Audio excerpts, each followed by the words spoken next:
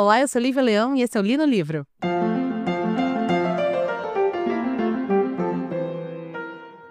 Vou começar esse episódio, primeiro de tudo, fazendo uma indicação para vocês. Eu não é uma propaganda, a pessoa não me pagou, tá vindo realmente do coração, porque eu fiquei muito impressionada com a qualidade da prosa. A propaganda é de um folhetim escrito por uma amiga pessoal, a Safira, que é uma pessoa, assim, de um talento ridículo de absurdo. Ela é ilustradora, ela é quadrinista, ela é escritora. Eu tenho um quadrinho lindo que eu comprei dela na CCXP do ano passado. Ela tá também lançando uma participação no Surubas para Colorir, volume 4. Eu tenho volume 1, que a Erika me deu de presente há décadas atrás. E ela tá lançando esse folhetim, que tá no segundo capítulo, chamado Gilda, Gilda, Gilda, que se você assinar, você recebe de graça, tá? No seu e-mail, um capítulo novo toda segunda, quarta e sexta, tal como Alexandre Dumas lançou O Conde de Monte Cristo. E também você pode não apenas ser uma pessoa que está ali lendo uma obra muito boa, como você pode me ajudar contribuindo com R$10 mensais a nossa boneca Safira. Ela tá no Instagram como @saf.art, onde você pode conseguir, através do link de lá, da bio dela, assinar o Gilda. Ou você também pode assinar o Gilda no link que eu vou colocar aqui na descrição desse episódio, tá? Então, por favor, vá lá na descrição do episódio e também assine. É uma obra fantástica que vai contar a história da Gilda, que ela tem um crush no motorista de ônibus, do ônibus que ela pega toda semana. E ela também conta um pouco sobre a vida dela, que ela sempre se achou muito feia. Então vai falar um pouco sobre isso, sobre os padrões que a sociedade vai impor à mulher, sobre como isso fode a nossa cabeça. E, cara, eu sou uma pessoa que eu sou muito crítica. Tanto que os meus amigos, eles geralmente não me pedem pra eu ver nada, porque eles sabem que se eu não gostar, eu vou ficar calada. Eu, no máximo, vou sorrir e balançar a cabeça. Se eu não gosto de alguma coisa e me importo, obviamente, com a pessoa que produziu essa coisa. Então, se eu venho aqui dar a cara a tapa, é porque realmente eu achei a prosa da Safira é um folhetim em forma de prosa, embora ela seja uma quadrinista e ilustradora também. A prosa da Safira é uma das coisas mais elegantes que eu já li nos últimos 5 anos da minha vida. Então, assim, muito, muito bem recomendado, tá bom? saf.art no Instagram e também aqui no link na descrição para vocês. Dito isso, vamos para uma obra hoje que também é uma obra multimídia, né? Que também é uma obra que tá ali fora do padrãozinho do livro encadernadinho que a gente geralmente está acostumado. Eu trago para vocês hoje uma obra que eu tropecei no Twitter e que eu fiquei muito curiosa e aí acabei adquirindo ela na Amazon. Li, assim, 2 dias. O primeiro dia não foi muito agradável, o segundo dia foi bem mais rapidinho e eu vou explicar para vocês porque não foi tão agradável. O nome do livro é Casas Estranhas, volume 1, que é de um autor ou autora chamado Uketsu, que é japonês ou japonesa. E por que eu falo japonês ou japonesa? Porque essa pessoa, ela não tem uma figura convencional. Ela é uma... Vamos trabalhar com ela, que eu me sinto mais confortável. Porque eu não sei quais são os pronomes usados por essa pessoa. Ela é uma autora de histórias de terror multimídia. Ela foi lançada primeiramente como uma youtuber. É chamada de uma das grandes mestras do terror japonês atualmente. E ela tem esse trabalho de lançar essas histórias no YouTube, histórias de terror, há muito tempo. E ela sempre está se apresentando como uma pessoa de formas masculinas, tá? Toda vestida de preto, com uma máscara que me lembra um papel machê, uma máscara bem bizarra, branca. E é assim que se apresenta. Não se sabe a idade, não se sabe o nome, não se sabe mais uma vez os pronomes. Então é um pouco complicado de eu trazer aqui para vocês uma biografia sobre essa pessoa. Mas eu achei muito interessante porque parte do fascínio que eu tive por esse livro, que é um livro bem legal, tá? Eu acho que é um livro, já adiantando, que vai perder um pouco da sua força, do seu punch no final. Mas até aí, gente, até Stephen King tem problema com finais. Mas ele tem ali um brilho no medonho, no esquisito, assim como a figura da sua própria autora, tá certo? Casas Estranhas, volume 1, vai contar a história de uma pessoa que supostamente seria a Aoketsu, que começa a escrever uma matéria baseada numa casa que ela conheceu, que é uma casa com detalhes muito estranhos. Eu, como vocês sabem, sou uma grande, grande consumidora de terror há muitos anos na minha vida. Muitos anos mesmo, para mais de, sei lá, 32 anos. E uma coisa que eu percebi é que o gore, né, que é o... Eu assisti um filme muito bom semana passada chamado Bring Her Back, que é da A24, produtora, e é dos mesmos criadores de um outro filme que eu gostei muito, chamado Talk to Me. Acho que esse Talk to Me é de 2023, se não me engano. Enfim. E aí, eu percebi assistindo esse filme que o gore, né, que é o comendo, mordendo a faca, arrancando um naco da carne, dando uma mordida, essas coisas, perdendo dente, arrancando dente, essas coisas não me impressionam, né? Sou psicopata? Não sei, acho que não. Mas elas me impressionam porque foram muitos anos vendo qualquer tipo de cena assim, muitas e muitas cenas assim. E principalmente porque eu estudei cinema. E, aliás, eu estudei cinema com um cara chamado Igor, muito gente fina, gente finíssima. Que ele fazia maquiagem de todos os curtas-metragens da escola, porque ele era muito bom nisso. E fez workshop com o Rodrigo Aragão, grande cineasta de filmes de gênero brasileiro. Enfim, ele gostava dessas coisas. Então, você, aos poucos, além de assistir muito, no meu caso, né?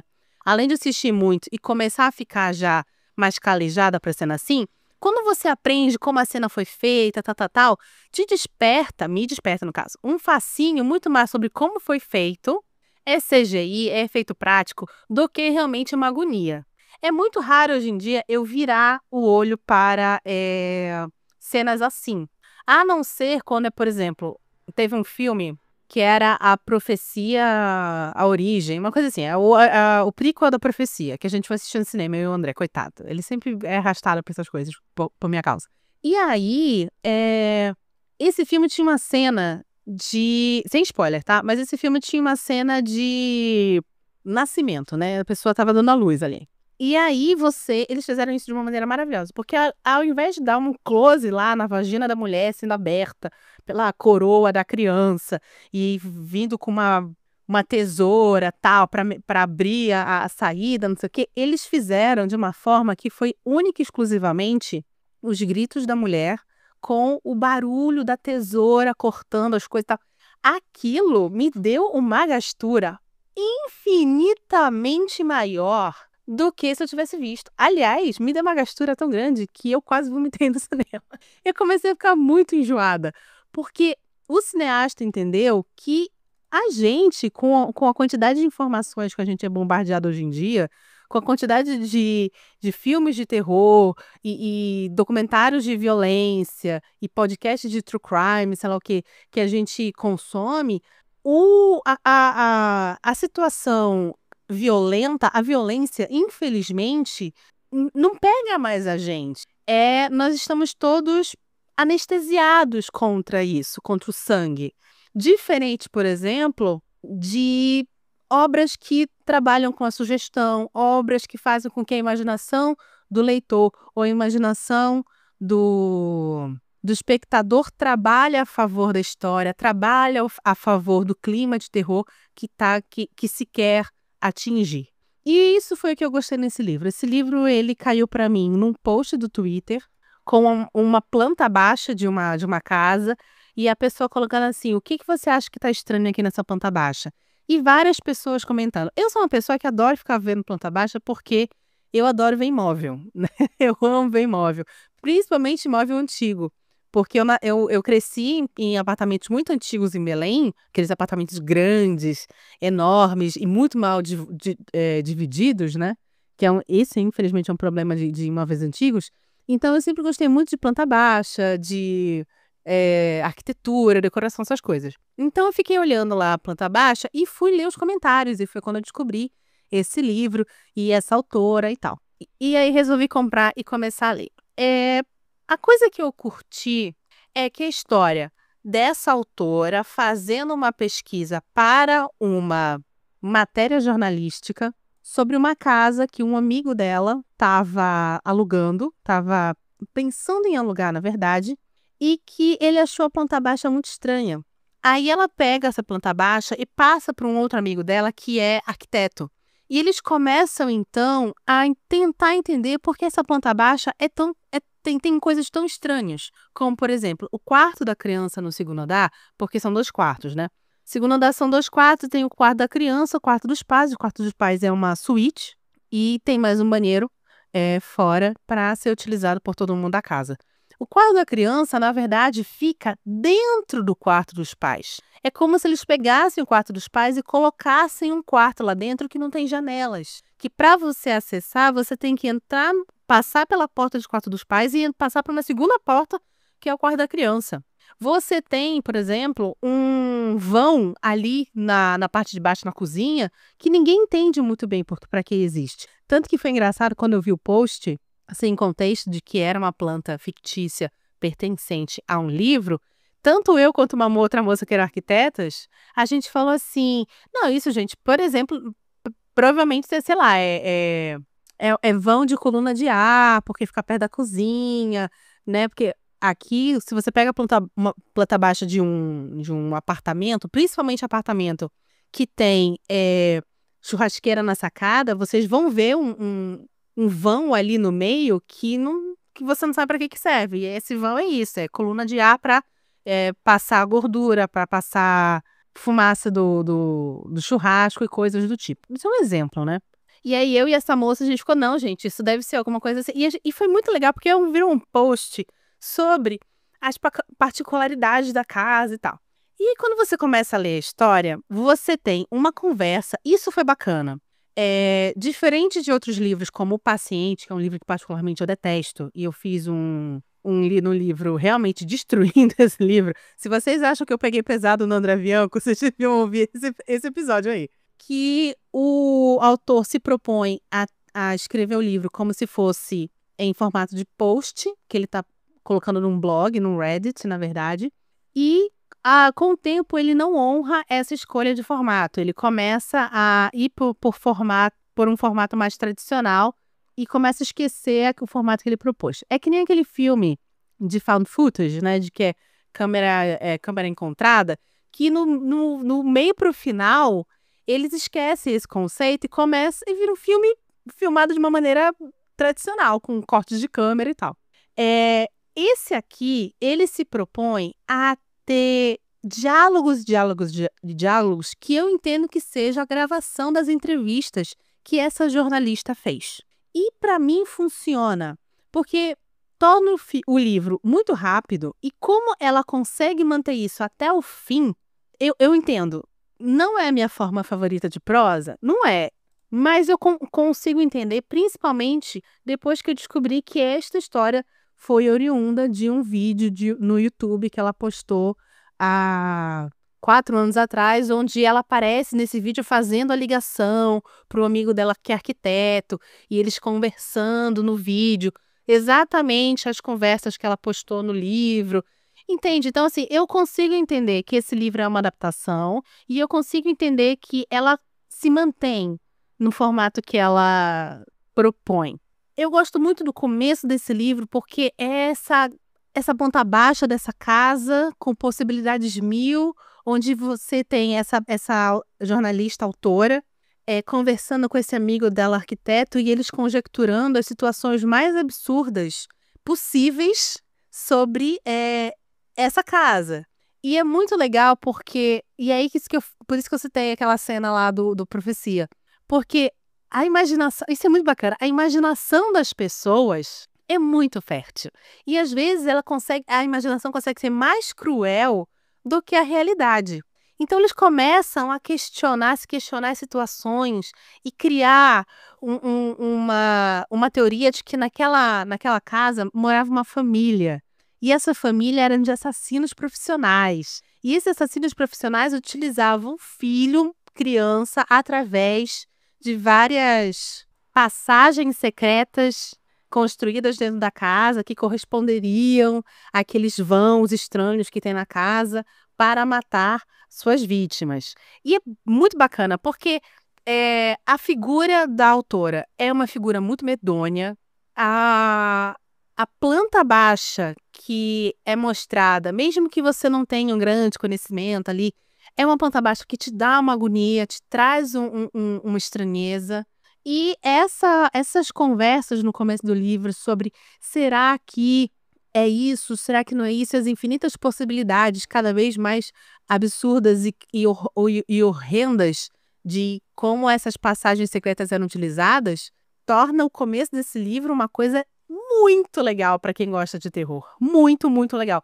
Tanto que foi um dia, eu não sei o que aconteceu, que eu tava sem sono, e aí o André tinha capotado do meu lado, e aí eu tava dormindo, a Viola no meio da gente e o Jujuzinho lá na toquinha dele. E o Juju, ele é um cachorro que ele é muito... Ele é um pomeranha, né? Ele foi criado pra dar alarde. Pra quem não sabe, os pomeranhas foram criados pra...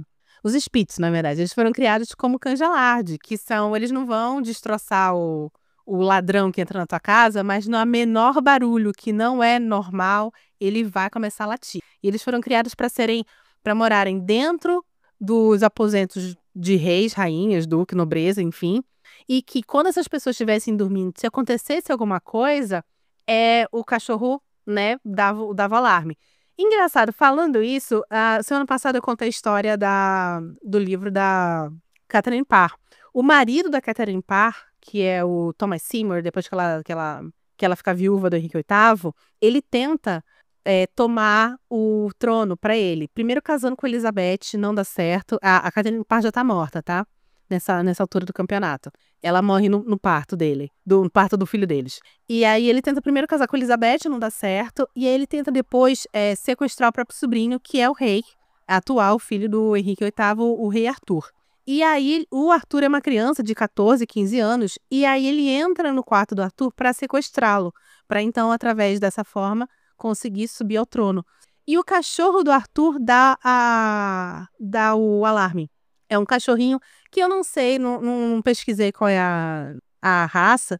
Isso vai também vai ser uma raça diferente para cada versão que você vê da história. Mas eu não sei qual é a raça. Só sei que é um cachorrinho de colo que ele sempre andava e que ele dá esse alarme. E o Thomas Seymour tenta matar o cachorro, acho que consegue, se eu não me engano, matar o cachorro.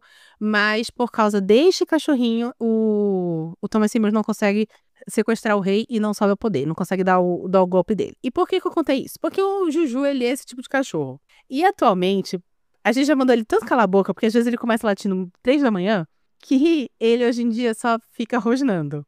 Então tava um breu absurdo na casa.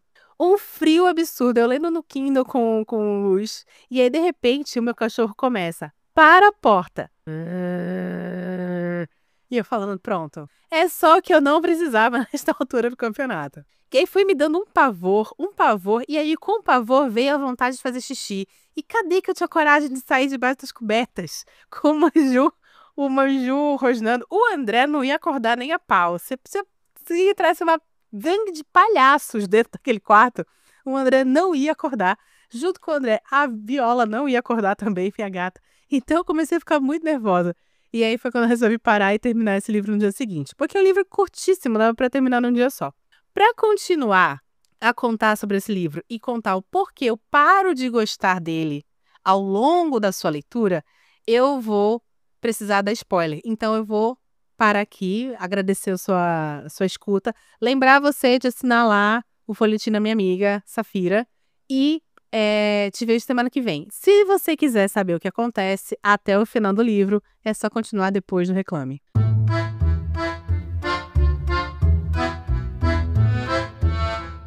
Opa! Já já o episódio continua. Mas antes, queria te lembrar que o Li no Livro é um podcast independente e sem patrocínio.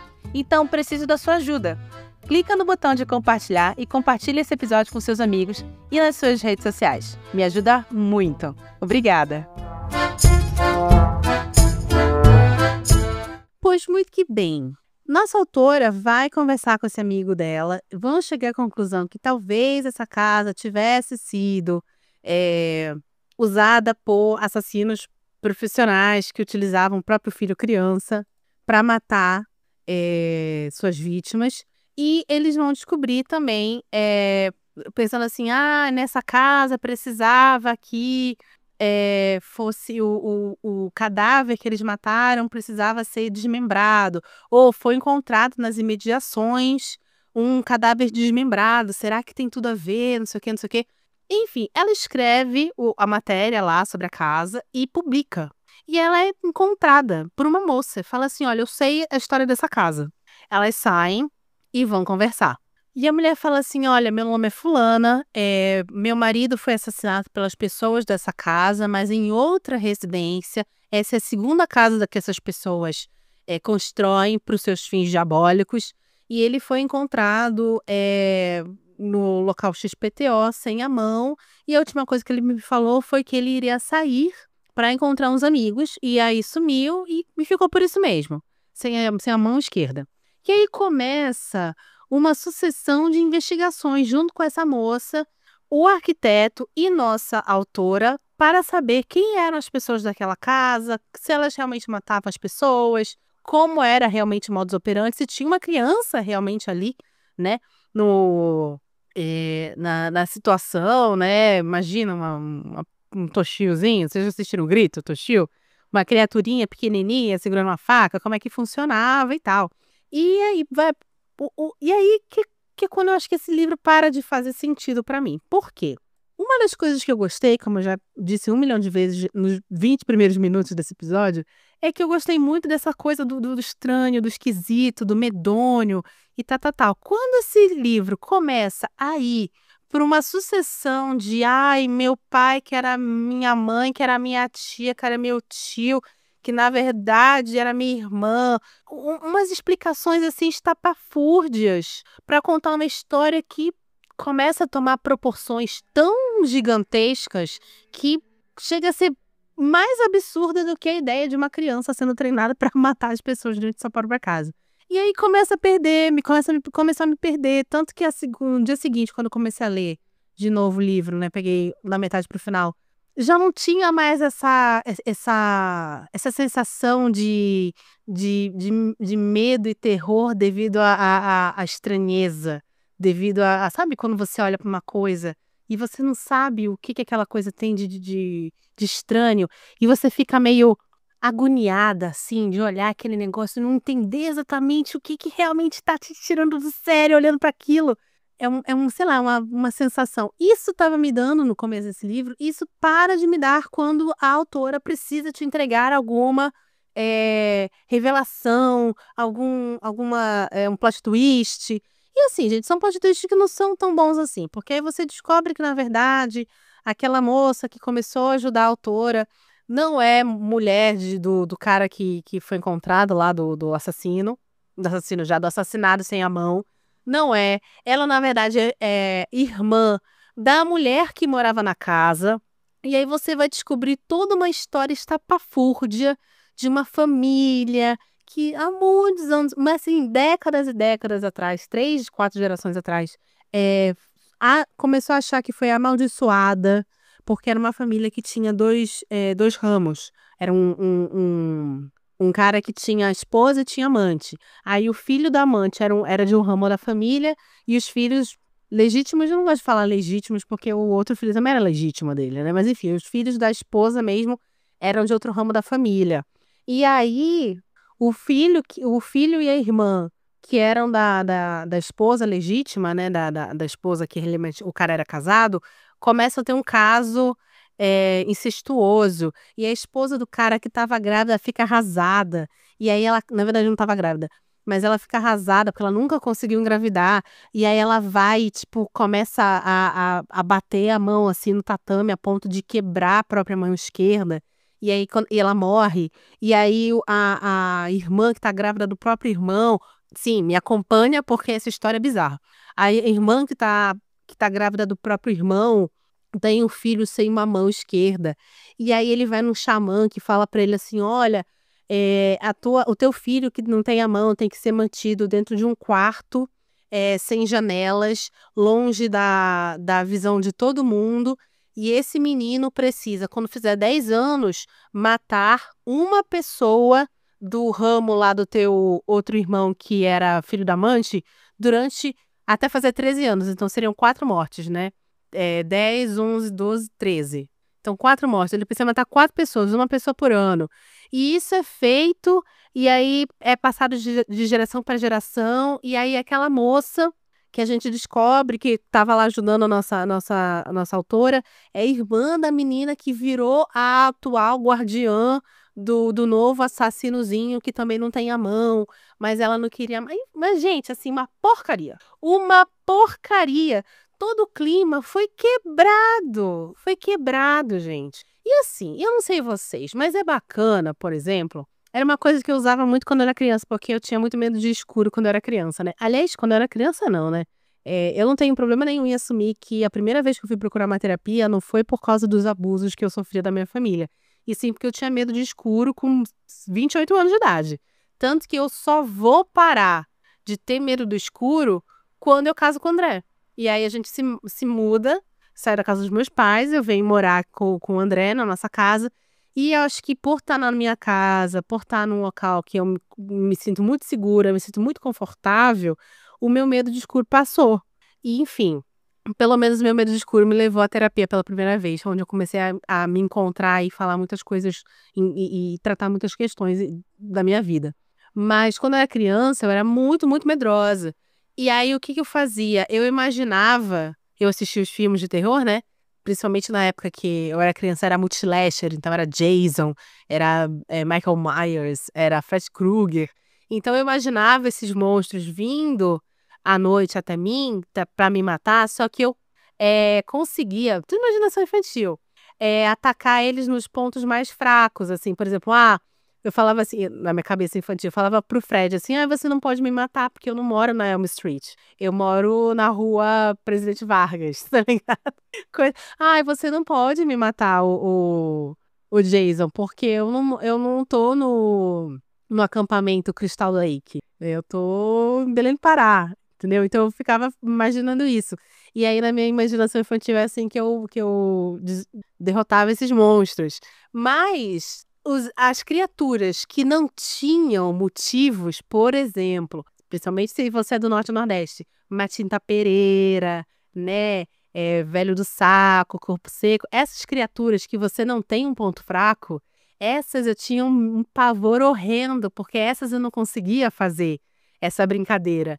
Então, eu acho que o livro, com esse tipo de necessidade de encontrar um motivo, dessa necessidade de encontrar um porquê, ele acaba perdendo o seu charme.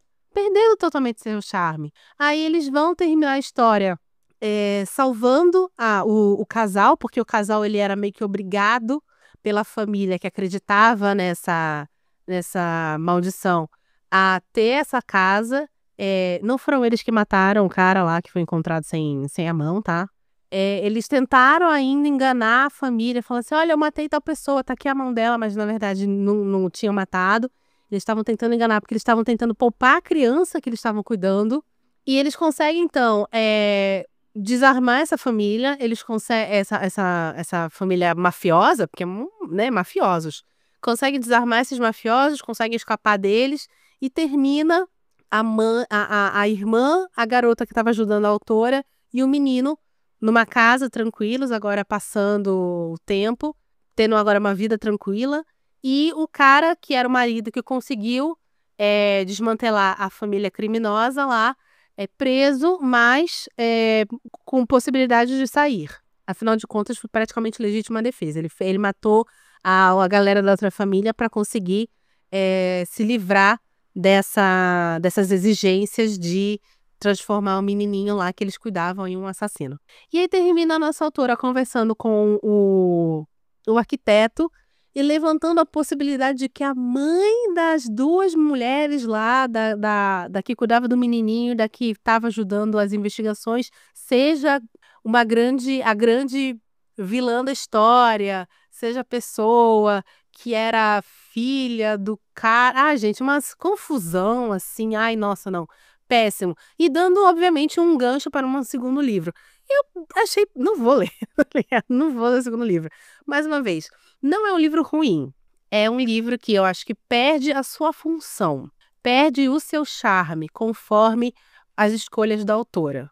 É um livro que começa muito bem, é um livro que, por ser uma prosa, quase uma entrevista em forma de prosa, é muito rápido de você ler. Ele usa muitas figuras, as figuras das plantas baixas são repetidas assim, a exaustão no livro. Então, é um livro muito curto, é um livro rápido, a história começa muito intrigante, mas aí perde. Então, acho que se você curtiu o que eu contei até agora, não, mas eu quero saber o resto. Então, assim, acho que ainda não foi lançado o volume 2 aqui no Brasil, mas já foi lançado os mangás. E você sempre pode ir lá no YouTube da autora mesmo, que é a Uketsu, que é o nome do canal. E há 4 anos atrás ela postou essa história inteira e as suas continuações em formato de vídeo. Então você pode também ir lá ter contato com isso. Pra mim, morreu aqui esse livro, não vou continuar, porque mais uma vez perdeu seu charme. O terror precisa também de um charminho. E fica aqui também, além da indicação do trabalho da Safira, fica aqui a indicação do filme Bring Her Back. Não estreou ainda nos cinemas brasileiros, vai estrear só em agosto, mas eu realmente gostei desse filme, principalmente porque é um filme que tem lá o seu momento gore, né, do seu dentinho arrancado. Porém, ele é um filme que ele lida muito com um terror num tom triste. Isso me pegou muito. Teve até uma parte do filme que eu chorei, porque eu também sou chorona, né? Me pegou essa coisa do terror triste, sabe? Da tristeza que às vezes vem nas tragédias humanas, assim. E acho que esse filme, assim como Talk to Me, fala muito bem sobre isso. Tá certo? Se você gostou desse episódio, por favor, compartilhe esse episódio com as pessoas que você conhece através do botãozinho de compartilhar que tem aqui nesse teu agregador. Nós estamos nos principais agregadores do Brasil e do mundo. Alguns pagos, outros públicos. Não tem desculpa, você consegue escutar a gente em qualquer lugar que você quiser. Que dá para escutar podcast, você vai encontrar ali no livro lá. Estamos aqui todas as segundas-feiras às 17 horas, falando sobre livros de terror ou não, tá certo? Estamos sempre por aqui. E você me ajuda muito fazendo esse compartilhamento com os seus amigos, tá certo? Meu nome é Lívia Leão e esse foi o Li no Livro.